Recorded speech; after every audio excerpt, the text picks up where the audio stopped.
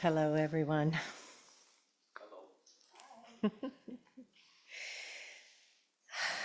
I'm always so excited to be here because I always feel like I have a special message to share with you, and this is no exception. This summer,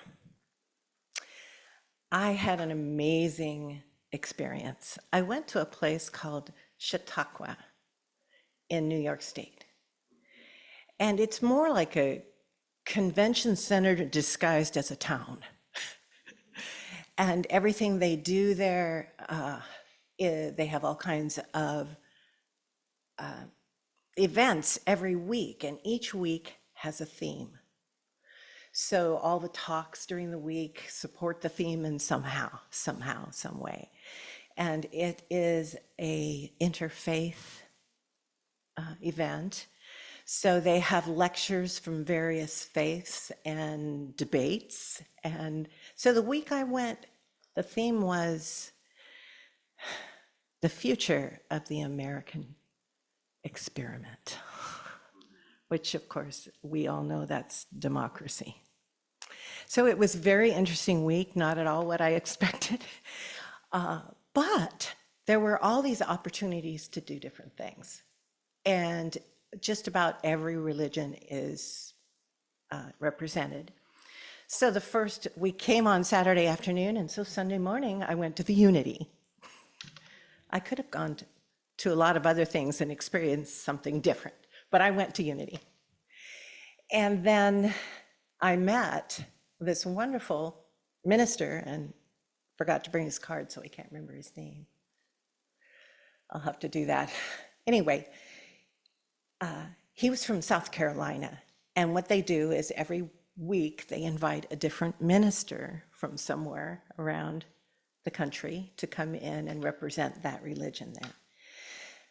This person was wonderful. I loved his message. So every day I went to hear the daily word and do a little meditation. And that was early in the morning. It was like 8 o'clock in the morning before you started your day and other things. I'm telling you this for a reason. So there's all these events that you can go to. There's book readings, there's concerts, there's all kinds of things. It's probably the most intellectually stimulating thing I have ever done. And on Thursday during the day, like early afternoon, I realized I didn't have anything that I wanted to do. And it seemed like such a waste that I wouldn't be doing something. So every day they put out a list of things that you can participate in. I didn't find anything in the afternoon that I wanted to do. And I thought, I can't just go home and put my feet up. I'm here for a reason. So I opened up their schedule and I looked at what was going on Thursday afternoon. And one of the things said, writing criticism. I'm not a writer. I give talks all the time, but I don't really write them down. I just compose them in my mind. So I thought, well, I'm not a writer. And so I read the description and it said you could bring a page of prose or a page of poetry. And I thought, oh, well, I'm not a poet either, but I think I'd like to try that. So I sat down that night with a pen and a piece of paper, and I closed my eyes and said, okay, Spirit, what am I going to write about? And immediately I saw across the inner eye, with my eyes closed, waiting in red, waiting, waiting, waiting. And it just kept going. I'm going, oh, that must be the title of my poem. So I wrote it at the top of the page. And then I put the pen to paper and I wrote a poem. And I have never written poetry before. So when I went with my sister and her daughter-in-law, Kendra, Kathleen and Kendra. And they came home from whatever they were doing, and I told them what I had done, and they read the poem, and they both looked at me and said, you've never written a poem before? And I said, no. And I probably didn't write this one either. I had some help, either from my higher self or spirit or whatever you want to say. So you were supposed to make 10 copies of it and bring it to class the next day, and everyone would critique each other. Well, first thing I did was go to Unity, to the Daily Word, and the minister, after we had all, meditated and everything, he says, I have a question for each of you. What are you going to do today that's fun? And nobody said anything, and so I said, well, I'm going to go read a poem that I wrote for criticism, and I've never written a poem before. And he said, well, would you like to read it to us? And I said, okay, and I read them the poem, and they're all going, you've never written a poem before? And I said, no. Oh, and he said, this was really great. That's why I have to look him up, because I want to communicate with him. He said, can I take a picture of that? And I said, why? And he said, because I want to use this as a lesson in one of my talks, and I need to give you the correct attribution for this poem. No one's ever asked me for anything like that before. That was so exciting. So I said yes, and then I went and made my copies, and I went to the class. When I went to the class, the options were that you could give a copy to everyone and they could read it themselves, or you could read your poem. So I elected to read it. So here's my poem called Waiting. It seems I was always waiting for something to happen to me, waiting for love to come to me, waiting for joy to shine for me, waiting for change to transform me. I turned 30. I turned 40. I turned 50. I'm a slow learner. Finally, I stuck my toe in the river of possibilities. It grabbed me, dragging me under. I floundered, flailing. I grasped at the first outcropping of hope. Someone spoke to me of love, but only if I opened my heart. Something spoke to me of joy, but only if I shared my inner self. Change overtook me. I went gladly, leaving the waiting behind. So, thank you. And the class was very supportive also. The instructor said, you go back and tell your sister that you are a poet. So there is a point in your life when you have to realize that it really doesn't matter how old you are. I kept thinking, oh, I'm too old to do that. I'm too old to do something new like that. I'm too old to learn. And it is never true. It never stops. So I'm 72, and I wrote my first poem this summer. So I have to look at that and say, okay, what did I do that's different? Okay. Well, I asked. This is one thing I've been learning in the last couple years, is that I have to ask if I want help. That's very hard to do, and I thank Bill a whole lot for giving me a ride here, because I asked. I asked, and then I was open. Be open for something wonderful to happen. And then I just let it be. What I have discovered in my own life, and you may have already discovered this in yours, is if that you are too attached to the outcome, it doesn't work. I've been taking a class right now from Terry Barrett. Many of you know Terry. And it's based on the book by Deepak Chopra, the seven spiritual laws of success. And of course, the laws are pretty obvious to a lot of us, but some of them aren't. One of them is the law of detachment. I never heard of that one. The law of detachment. What is he talking about? Well, he's talking about not being attached to the outcome, because often things happen not in the way you expect. Just as a little example of that, I had been asking for more friends. I wanted a larger friend group here in Port Angeles. I have lots of friends in Sequim, but I live here. So I was asking for more friends here, and nothing was happening. And then I got the order from the doctor that I couldn't drive. And I was devastated, because everything I did in my life, I drove to Sequim, to Polsbo, to wherever.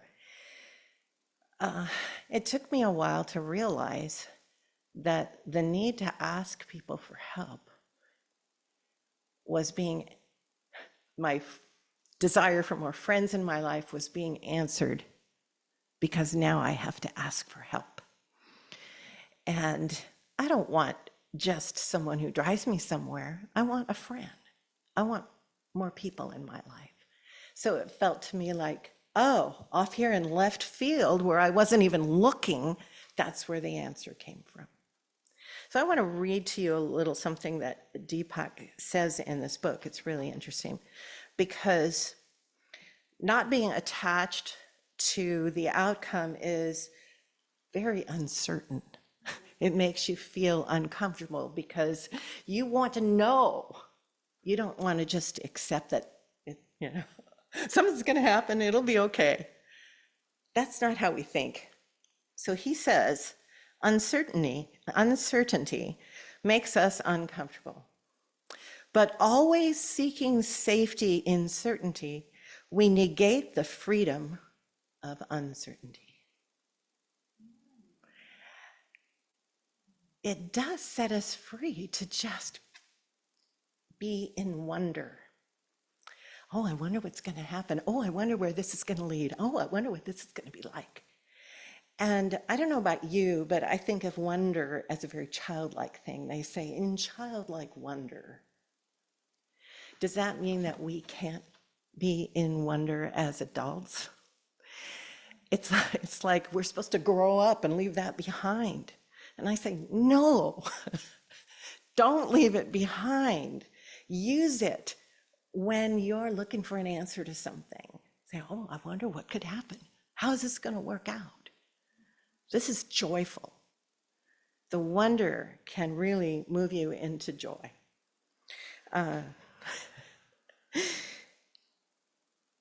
There's also a certain rigidity of knowing.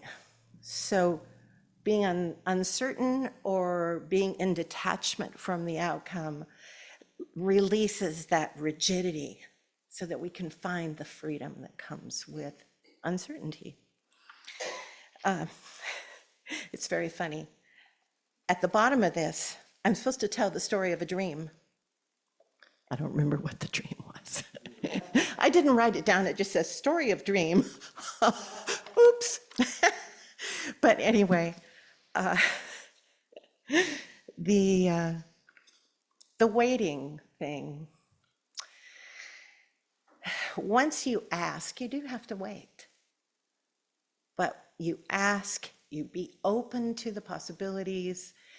And yes, you're going to wait for a response of some kind, but don't try to corner it. You get into the corner and, oh, here it is. You have to allow it to be what it's going to be, and you'll be surprised.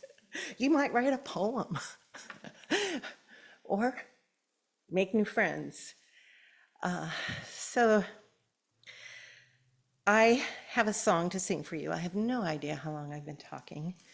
I guess it doesn't matter. I've shared the message, except for the song.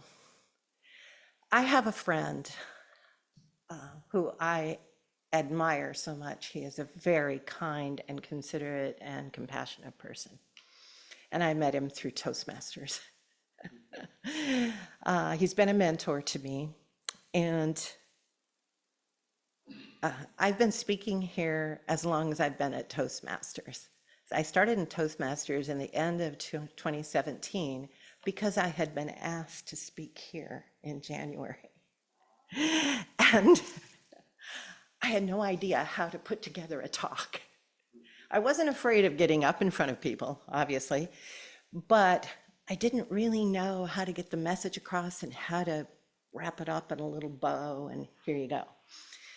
So that's what I've learned from Toastmasters, and it has been a wonderful experience for me. So Kyle, my friend,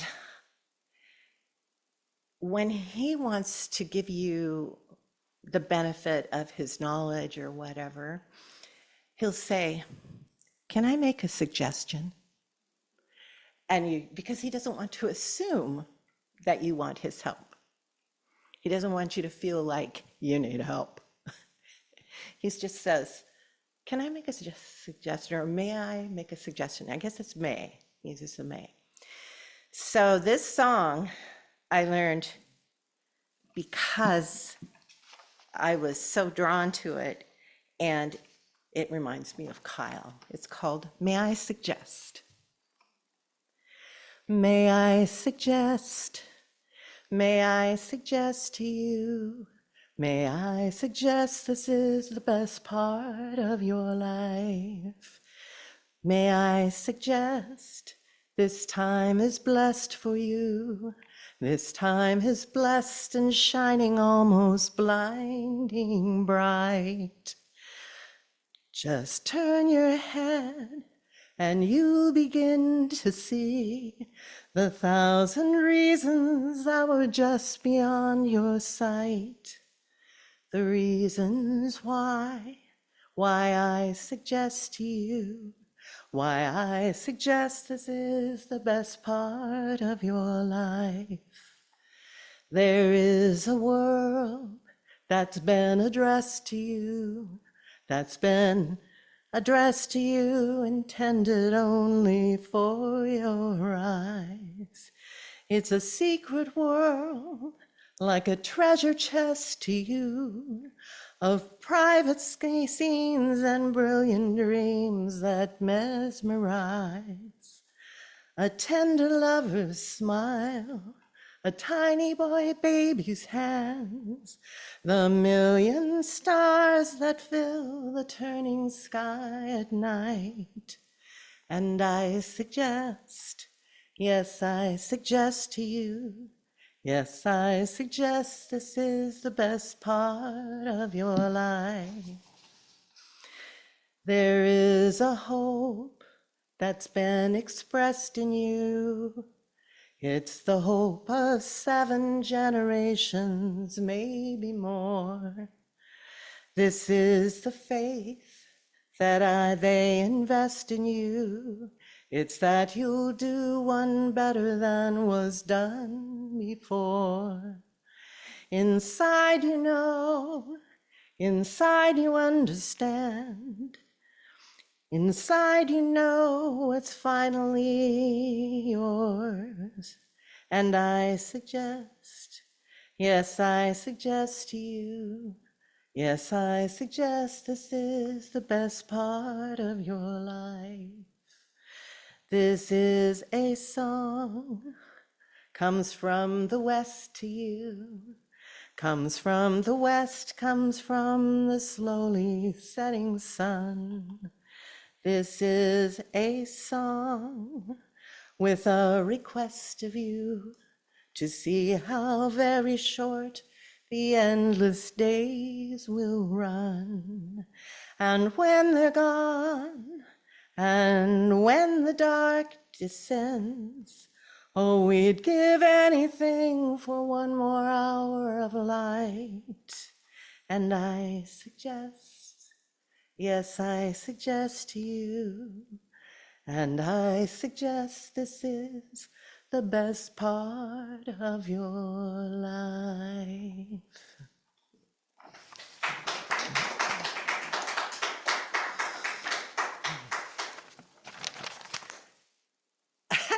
What else can I say, you know? So there's been many things that have happened just in the last 6 months that have been very hard for me to face. One is the health issues. One is the lack of being able to drive and not knowing where I'm going. So I sent a message to a medical intuitive. I've used one before, but this was a new one. I hadn't known of her, and the one that I'd used before, I couldn't get a hold of her. So they don't ever want to know anything because they're going to intuit it all. So I didn't tell her anything. I just said, I'm having these problems, and she sent me a reading. And basically what she said was, one of the things she said was the way I was eating was not supporting who I was becoming, which is a messenger, a spreader of light and love and kindness and all that, and that my diet was too heavy. Who knew, you know? So her recommendation was no red meat, no dairy, and a few other things and some supplements that I need to be taking. And she also said I had a lot of resistance to what people would tell me I should be doing. So of course my first response to this was resistance, you know? And then I thought, oh, do I really want this me that's occurring right now, that's speaking to people and trying to inspire them and spreading messages of love and light and joy? I do. So I guess I better change my diet. So to me, that was another instance of spirit in my life, because, and one of the things that, oh, I love this story. One of the things that she said I should do is take a substance called nattokinase. It's a derivative of soy, and it cleans the plaque out of your arteries and in your brain and that kind of stuff. And 2 days before that, my brother called me. And this is a brother who cured himself of leukemia by drinking green tea. You're not supposed to be able to cure yourself of leukemia. In fact, the doctor that he went to see after he was free of leukemia for a long time, he wanted to go and find out for sure that things weren't recurring, you know. And the doctor said to him, I don't know what you're trying to pull, but you've never had leukemia. And so he said, well, here's my records, you know, box this deep, you know. And the guy said, how did you do it? And he said, green tea. And he said, oh, there have never been any studies that show that green tea do anything for leukemia. And he said, well, I'm your study. And he never heard from the guy again. You know, you can't make money off of green tea. But, so my brother called me, and I honor that part of him that researches and, you know, looks for things.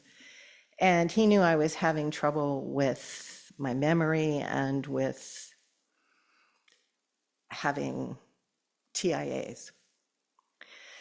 So he said, I found something for you. And I said, what's that? Nattokinase.